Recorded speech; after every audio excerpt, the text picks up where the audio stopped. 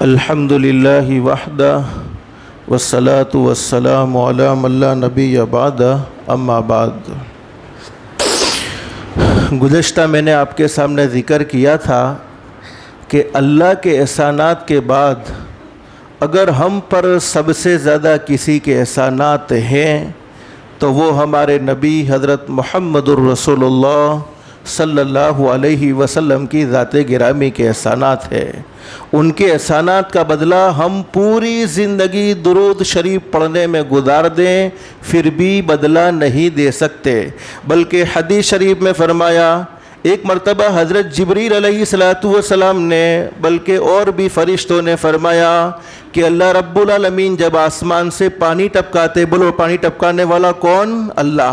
جب اللہ پاک آسمان سے بارش کو نازل فرماتے ہیں تو فرشتے فرماتے ہیں کہ اللہ پاک نے ہمیں وہ قدرت دے رکھی ہے، ہمیں وہ طاقت دے رکھی ہے کہ ہم بارش کے قطروں کو آسانی کے ساتھ گن سکتے ہیں۔ جیسے ہم تو نہیں گن سکتے لیکن فرشتے گن سکتے ہیں، اتنی زبردست طاقت والے ہیں، اتنی زبردست قدرت والے ہیں، یہ اللہ پاک نے انہیں طاقت نصیب فرمائی ہے۔ ہم اپنی سانس کے آنے جانے کو گن نہیں سکتے لیکن فرشتوں کو اللہ پاک نے وہ قدرت دے رکھی ہے کہ ہماری سانس کے آنے کو اور سانس کے جانے کو بھی گن سکتے ہیں۔ ہم اپنے جسم کے بالوں کو نہیں گن سکتے لیکن فرشتوں کو اللہ پاک نے وہ قوت اور وہ طاقت دے رکھی ہے کہ ہمارے جسم کے بالوں کو بھی گن سکتے ہیں۔ لیکن فرشتے فرماتے ہیں کہ جب حضرت اقدس نبی کریم صلی اللہ علیہ وسلم کا امتی حضور اقدس صلی اللہ علیہ وسلم پر جب درود شریف پڑھتا ہے تو فرشتے فرماتے ہیں کہ اس وقت اللہ کی طرف سے جتنی رحمتیں اسے ملتی ہیں،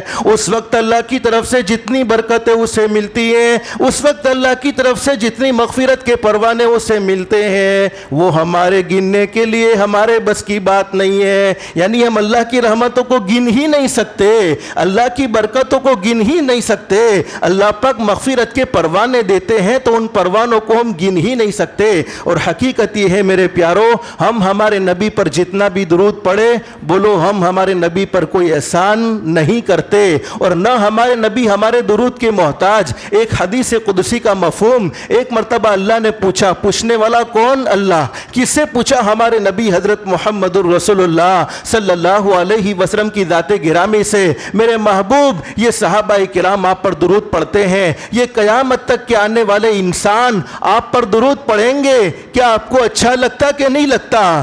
ہمارے نبی حضرت محمد رسول اللہ صلی اللہ علیہ وسلم نے فرمایا، اللہ مجھے بہت اچھا لگتا ہے۔ اللہ نے فرمایا، لیما میرے محبوب کیوں اچھا لگتا ہے؟ جب آپ کی امت آپ پر درود پڑھتی ہے تو آپ کو اچھا کیوں لگتا ہے؟ تو حضور اقدس صلی اللہ علیہ وسلم نے فرمایا، اللہ تو جانتا ہے مجھے اس لیے تو اچھا نہیں لگتا کہ یہ میری شان کو بیان کرتے ہو، مجھے اس لیے تو اچھا نہیں لگتا کہ یہ میری عظمتوں کو بیان کرتے ہو، مجھے اس لیے تو اچھا نہیں لگتا کہ یہ میرے مقام اور مرتبے کو بیان کرتے ہو، بلکہ مجھے تو اس لیے اچھا لگتا ہے کہ جب جب یہ امتی مجھ پر درود پڑھتے جاتے ہیں آپ ان پر جہنم کو حرام کرتے جاتے ہو۔ تو بولو فائدہ کس کا، ہمارا یا ہمارے نبی کا؟ اور حدیث شریف میں فرمایا نبی کریم صلی اللہ علیہ وسلم نے، میرا وہ امتی جس نے دنیا کی زندگی میں مجھ پر درود پڑھا ہوگا جہنم اس کے لیے حرام ہو چکی ہوگی، بلکہ جہنم کا دھواں بھی اس کے قریب نہیں آئے گا۔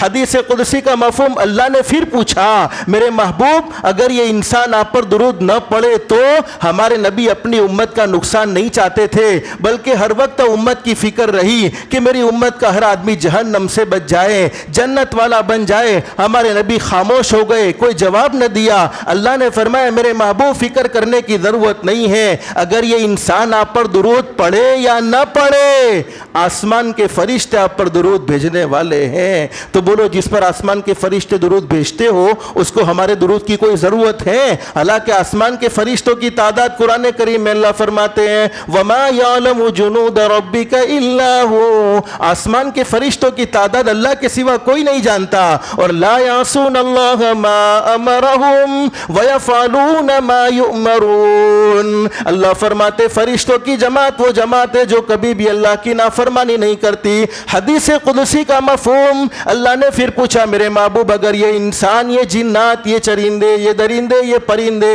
یہ فرشتے، کوئی مخلوق آپ پر درود نہ پڑے تو؟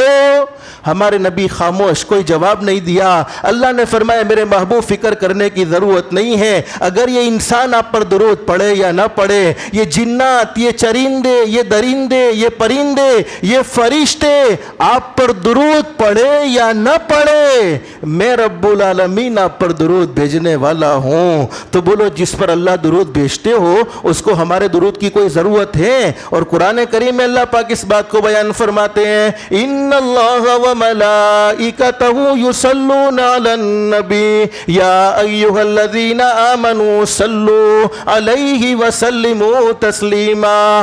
علماء نے لکھا ہے کہ ہر عبادت کے مقبول اور مردود ہونے کے چانسز ہیں۔ ایک آدمی نے نماز پڑھی، اس کی نماز مقبول بھی ہو سکتی ہے، مردود بھی ہو سکتی ہے۔ ایک آدمی نے روزہ رکھا، اس کا روزہ مقبول بھی ہو سکتا ہے، مردود بھی ہو سکتا ہے۔ ایک آدمی نے زکوٰۃ کو ادا کیا، اس کی زکوٰۃ مقبول بھی ہو سکتی ہے، مردود بھی ہو سکتی ہے۔ ایک آدمی نے حج کیا، اس کا حج مقبول بھی ہو سکتا ہے، مردود بھی ہو سکتا ہے۔ ایک آدمی نے عمرہ کیا، اس کا عمرہ مقبول بھی ہو سکتا ہے، مردود بھی ہو سکتا ہے۔ لیکن درود شریف ایک ایسی عبادت ہے، چاہے دل سے پڑھو، چاہے بغیر دل کے پڑھو، چاہے یقین سے پڑھو، چاہے بغیر یقین کے پڑھو، چاہے اخلاص سے پڑھو، چاہے ریاکاری سے پڑھو۔ فرماتے ہیں کہ درود شریف ہر حال میں اللہ کی بارگاہ میں منظور و مقبول ہوتا ہے۔ تو میرے پیارو، ہم کثرت سے درود پاک کا اہتمام کریں گے انشاءاللہ۔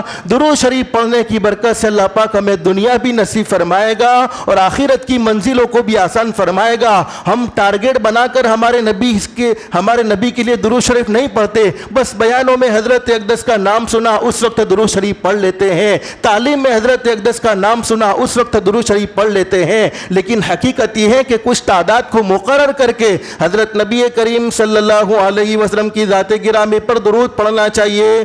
فرمایا نبی کریم صلی اللہ علیہ وسلم نے، ابن ماجہ شریف میں حدیث موجود ہے، جو شخص مجھ پر درود پڑھنا بھول جاتا ہے، جو شخص مجھ پر درود پڑھنا یاد نہیں رکھتا، حدیث شریف میں فرمایا نبی کریم صلی اللہ علیہ وسلم نے، میرا وہ امتی جنت کے راستے کو بھول جاتا ہے۔ اور ایک حدیث میں کیا فرمایا نبی کریم صلی اللہ علیہ وسلم نے، حضرت اقدس کا ارشاد عالی ہے، چار چیزیں سخت ناپسندیدہ ہیں، چار چیزیں ہمارے نبی کو بالکل پسند نہیں۔ نمبر ایک، آدمی کھڑے ہو کر پیشاب کرے، کوئی مجبوری نہیں ہے، بیٹھنے کی اللہ نے طاقت دے رکھی ہے، بیٹھنے کی اللہ نے قوت دے رکھی ہے، اس کے باوجود وہ کھڑے کھڑے پیشاب کرے۔ اور علماء نے لکھا ہے کہ بغیر وجہ کے کھڑے کھڑے پیشاب کرنے کی وجہ سے اللہ پاک ذہن کو کمزور فرما دیتے ہیں اور رزق کی تنگی میں اسے مبتلا فرما دیتے ہیں۔ تو فرمایا سب سے پہلا کام آدمی کھڑے ہو کر پیشاب کرے۔ نمبر دو، نماز سے فارغ ہونے سے پہلے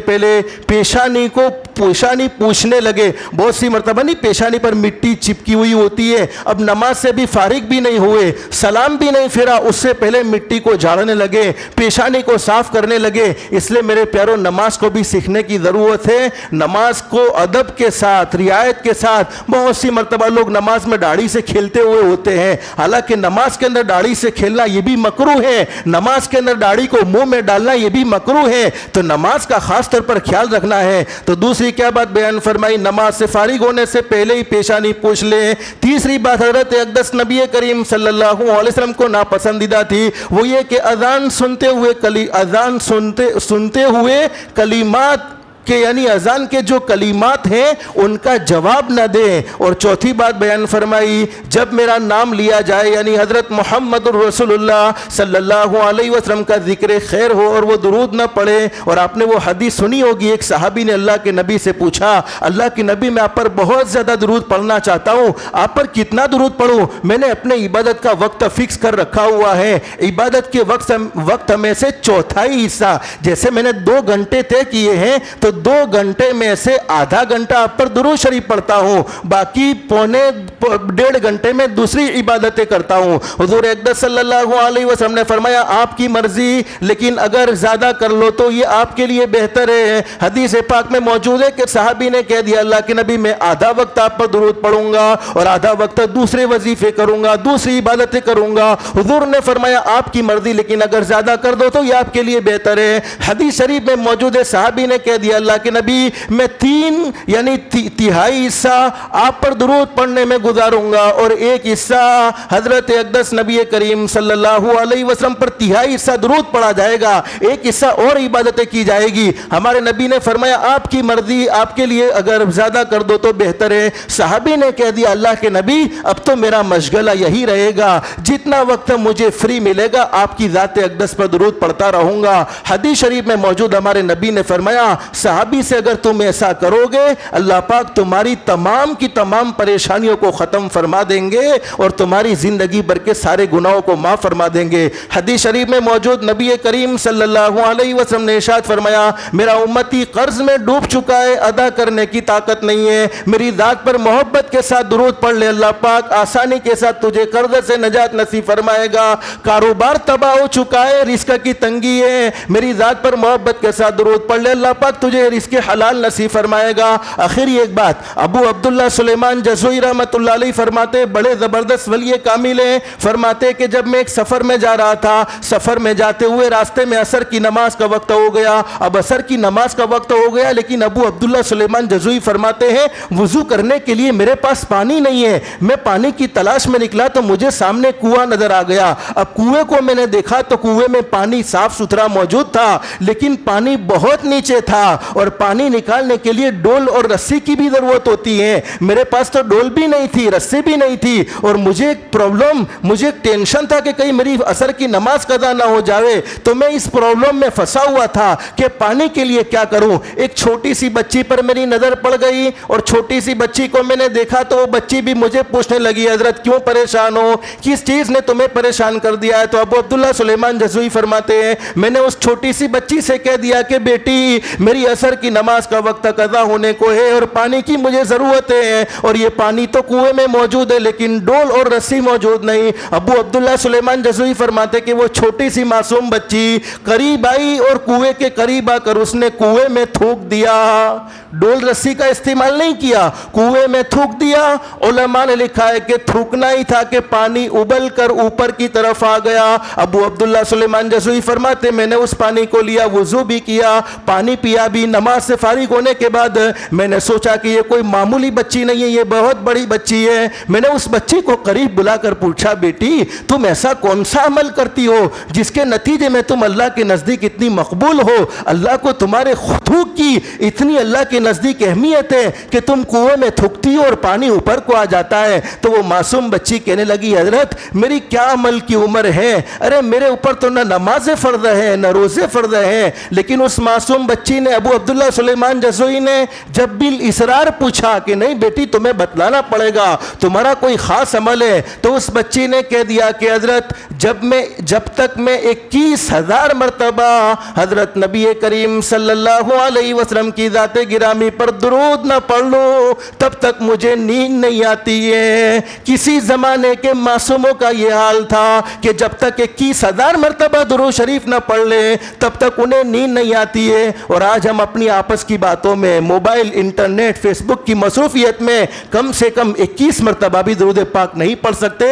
इसलिए मेरे प्यारों सबसे आला तरीन मसरूफियत कौन सी है, तो उलमा ने लिखा है कि सबसे आला तरीन मसरूफियत वो है कि इतना वक्त हजरत अक़दस नबी करीम सल्लल्लाहु अलैहि वसल्लम की ज़ात गिरामी पर दुरूद पढ़ने में गुजरे। तो पढ़ेंगे इंशाअल्लाह रोज़ाना 313 मरतबा पढ़ेंगे इंशाअल्लाह। रोज़ाना आदत बना लो कि हम 313 मरतबा दुरूद शरीफ पढ़ेंगे इंशाअल्लाह, कोई मुश्किल नहीं है। सल्लल्लाहु अलैहि वसल्लम 313 313 मरतबा पढ़ने की बरकत से मैं अल्लाह के घर में कहूँ, अगर यकीन के साथ हम मोहब्बत के साथ पढ़ेंगे, वो दिन दूर नहीं है। हमारे नबी हज़रत मुहम्मदुर रसूलुल्लाह सल्लल्लाहु अलैहि वसल्लम के शहर की भी अल्लाह पाक ज़ियारत करवाएगा और हमारे नबी की ख्वाब में भी अल्लाह पाक ज़ियारत करवाएगा इंशाअल्लाह। तो रोज़ाना दुआ बतलाता था, एक छोटा सा दुरूद शरीफ आज आपको बतला देता हूँ।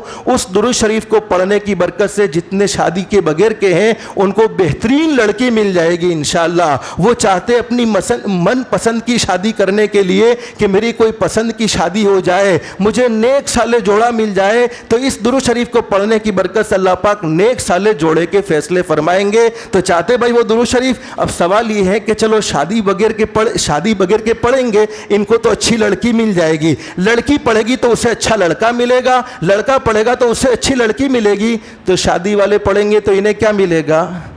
दूसरी शादी नहीं होने वाली। अब टेंशन मत रखो, दूसरी शादी नहीं होगी इंशाअल्लाह। अल्लाह के नबी हज़रत मुहम्मदुर रसूलुल्लाह सल्लल्लाहु अलैहि वसल्लम की ज़ाते गिरामी पर दुरूद पढ़ने वाला कभी नामुराद नहीं होता, शादी वाला पढ़ेगा। उलमा फरमाते अल्लाह पाक मियाँ बीवी में बहुत ज़्यादा मोहब्बतें पैदा फरमाएंगे।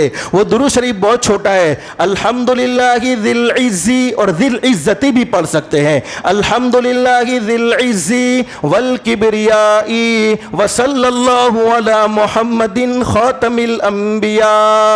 बस ये छोटा सा दुरूद शरीफ है, चलते फिरते उठते बैठते जितना हो सके कसरत से पढ़ो। मुझे लगता है हर नौजवान लिखाएगा इंशाअल्लाह इस दुरूद। और मेरा तजर्बा है, सच में अच्छी लड़की मिलेगी, जैसी लड़की चाहते हो वैसी लड़की मिलेगी। और इस दुरूद शरीफ को पढ़ने की बरकत से अगर बीवी माथा भारी है तो कंट्रोल में इंशाअल्लाह आ जाएगी, ये पक्का गारंटी वाली बात है। अल्लाह के नबी हज़रत मुहम्मदुर रसूलुल्लाह सल्लल्लाहु अलैहि वसल्लम की ज़ाते अक़दस पर पढ़ा जाने वाला दुरूद शरीफ कभी भी मैंने बतलाया कि मरदूद नहीं होता बल्कि कबूल होता है। अल्हम्दुलिल्लाहि ज़िल इज़्ज़ी वल किब्रियाई व सल्लल्लाहु अला मुहम्मदिन खातमिल अंबिया।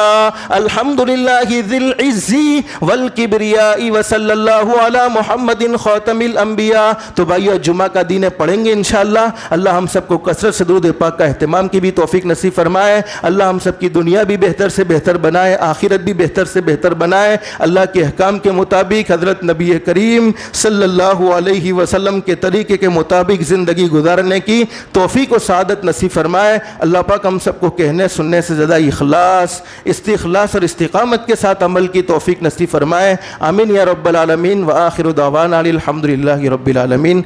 आज जुमा का मुबारक दिन है, तो जितना हो सके जल्दी मस्जिद में तशरीफ़ लाओगे इंशाअल्लाह।